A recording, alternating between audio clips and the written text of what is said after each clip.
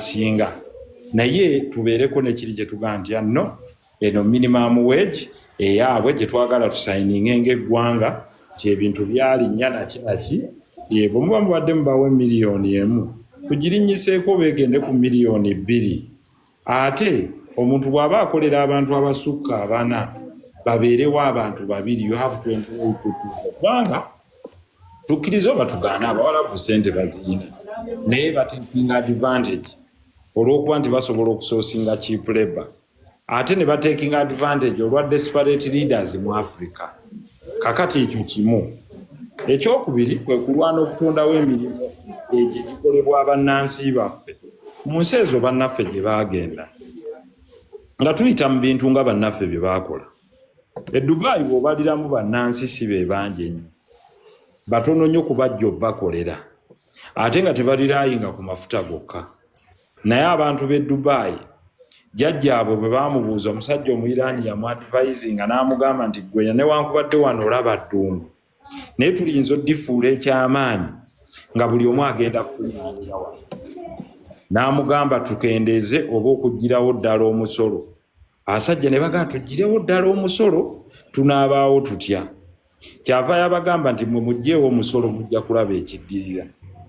Ensi nga UAE zajjawo omusolo ekyaddirira amakampuni g'abazungu bonna gaasituka ne gajjaawo nti ensi etaliimu musolo ne bagaa tunaabaawo tutya ne babagaa nti amuteekewo akakwakkulizo nti naye buli ajja wano okuteekawo bizinensi nti ajja kukola partnership ne bannansi baffe. Kitegeeza munnansi aba afunye omulimu automatically mu partnership ya bizinensi ng'emusasula ng'erabirira n'amaka ge. Ekyokubiri ne bagamba abantu bano nti bw'onooleeta wano factory na biki byonna ebyasembulinga ssente zo nga bw'oziyingiza osobola ozifulumya. Kampuni ne zeeyongera ne zigava mu mawanga ag'enjawulo ne zeeyongera nazo ne zijja.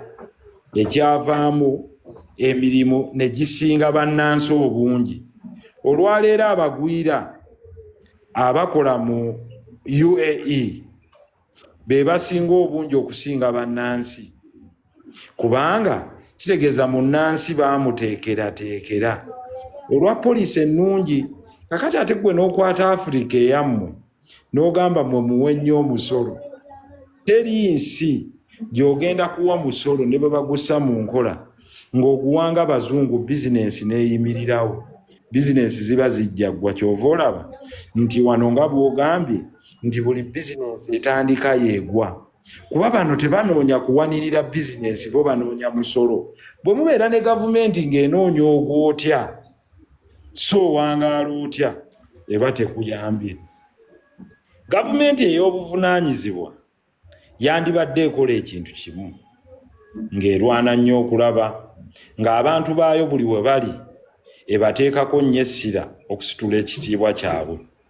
Nti bwe muba nga muli disadvantage nga bwe tuli nti abaana baffe bano kuba kyayogeddeko kye kino ekyaba single mothers 6 ku buli 100 abagenza okukola ebweru emirimu gino nga bakyala either bazadde ng'abasajja baabalekawo oba baana bato nga baakamala emisomo nga babuliddwa emirimu.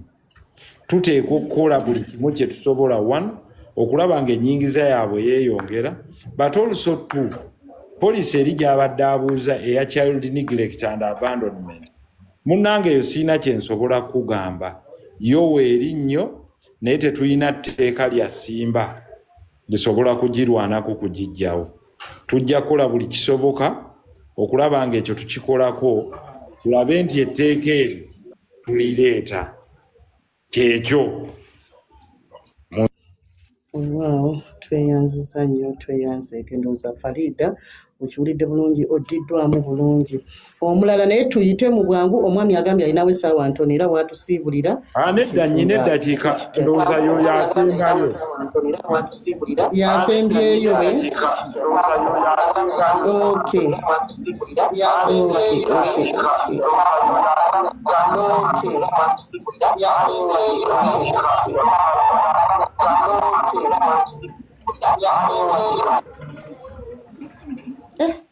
Bana omuntu oba otuusa omyutingamuuko abantu ne bawulira. Nga nze bampa embuzi kibuuzo. Tweyanzizza nnyo tweyanzeege. Omwami oyo yatudde dda era nsuubira nti asiibula ate era tetusobola mugaana kuba nti asiibula wabula neeyanza bweyanza nti sebo neeyanzizza nnyo neeyanzeege. N'olundi bw'obanga ofunyeyo akadde onyongerangayo ku kadde n'ojja n'oyongera okuba nti owabula abantu bange. Kale senga neeyanziza neeyanzeege munsonyiwe bannange sikuba tayimu nyina be nagisibtingidde be nabawadde naye nsiimye nnyo tujja kufunanga obudde tukole engagement. Senga nkwebaza nnyo okulemeramu omulimu gwa kakuyege wano n'okubanga eggulo wakakasirizza ddala nti oli mulonzi ow'emukono naye kati oli makinje akati ddala toyogera bwogezi ng'ayina gy'ava naye buli omu bwe yeekubiriza ne wajja n'abantu 10 olulala tubeera 60 ge amaanyi g'okuzimba bagaawuliddeko ategeezeko omulala gwe kikwatako. Kino kyensembyayo mu bulamu bw'ensi muno abantu abasinga baagala ebintu ebirungi naye okufuna ekirungi ojja kukifuna nga weetabye okuteekamu amaanyi go ne effort yo okukinoonya. Abaagala obukulembeze obulungi mu bwetabeemu. Buli ali kuno ng'oli okka wansi w'emyaka 3 ffe tujja kuteekawo obuganye ku bwa youth paka wansi bwe tunaafuna ba youth MPs abalala. Omukadde nga kwoli kuno naawe tulina ekifo kyo mu kyabakadde n'abakyala abali kuno namwe tulina mu women councils. Njagala okulaba Senga Grad ng'alina ekifo ku women's council so that sente zino ez'abakyala zizze obuwumbi bwe tuyina ebina naye abulinako sse agambe nti bwe nsayininga omukono munnanga asobola okufuna n'afuna capital n'abadde agambye $50,000 ekirungi ayagala okukola n'afunayo miliyoni 10 naye n'atandika bizinesi. Mbeegayiridde era nga mbeebaza mwebale nnyo kunyumira uniform. Buli bwe ndaba omuntu aliko akafaananyi kafaawo emabega mpoomera nnyo kubanga aba yeegasse mu abo abagezi kubanga ffe twagambye nga tutambule n'abagezi era tujja kutuuka. Mbeebaza nnyo abantu baffe aba Revolutionary Front mwebale kubeera bakyakulabirako buli we mubeera temuwemula temuvuma bantu temuvoola abantu temugamba nti ffe tuli kabonero kalungi era ng'akabonero akeesiimisa. Ekyokubiri bwe tufuna ekizibu ne twedduukirira ffenna omulundi gumu ne tubeera nga tukolanganira wamu temulaba nti ffe tuli kabonero na kibiina kya njawulo. Kale tutambulire awo kubanga ffe twagambye it is all about the whom ani gwokola naye. Twagala kwansalinga questions n'ettaano. The what kikye tunoonya, the how tukituulako tutya, the when mu bbanga ki, with whom nga tukolaganye naani, the so what bwe tuba tukifunye kikye tusobola okuddiza abantu. Ebyo byennyini bye njagala okubalaalika nga mbaluŋŋamya. Buli omu waali noonya abantu 10 be nakugambye noonya oba balonda. Teri kintu kirungi nga kubeera mu ntandikwa ya kintu nga naawe oyinamu sse. Ekyo nno kintu kikulu nnyo ddala. Okwano gwange omulungi ajja kunyiiga nga simu omugezi Doreen naye ayingidde. Alaikum salaam. Kaakati kangende mu maaso ne meetings ne kibuga naye mbeesiimisa nnyo mwenna era mbasiima. Buli omu attayo akadde n'aba nga njogeddeko mu kkuba eddungi so si mu kkuba erikkakkanya. Bannange oba okoze kya ttendo nange nkisiima era nsaba naawe Mungu akumalire ebyetaago byo. Nga bwe nabagambye eggulu tujja kuyitanga mu nkola ya tekinologiya. Olwaleero abantu 6 n'omusobi abali kuno nandibadde sibasinkana nga sipangisizza tenti siguze soda sikoze eki ne muwaddeyo data owammwe okumpuliriza. Kitegeeza mmwe mutaddemu ssente ate okuwuliriza nze. Kale ekyo bwe sibeebaza mba nkoze kikyami. Mwebale nnyo mwebalire ddala mwebale nnyo kwagala Revolutionary Front.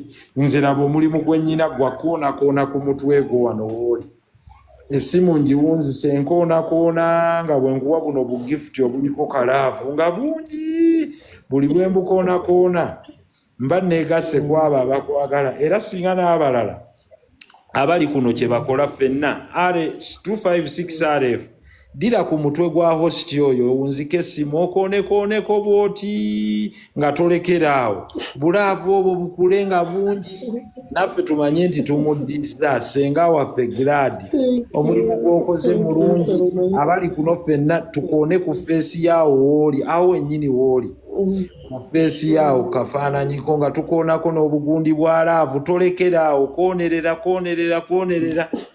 awo ojja kuba senga omusasuku waffe gye tulina okusanyusibwamu kusiima tweyanza ebigambo ebyo ebisufu Doreen manyi togenda oŋŋamba naye ombuuzaako Wasizote n'onarebu. bulungi wassa otya Ndi bulungi aliwaka bagamba batya bonna eyo. tuli balamu naye kampunzike kaŋŋende mu maaso ne meetings abantu banninze eddako office Kale ssebo oyanze ntweyanze. abankuumire era anti lindako katono saagala hosti agaye nti onale kutabanga nzigyeko bujja office yo nagiyingidde dda sikugyeko bujja mwendi era neeteseese dda Okay, so tweyanze mukama wange. yanange Okay, thank you, sir. nnyo God bless you all. Okay, thank you. Thank you. You're welcome.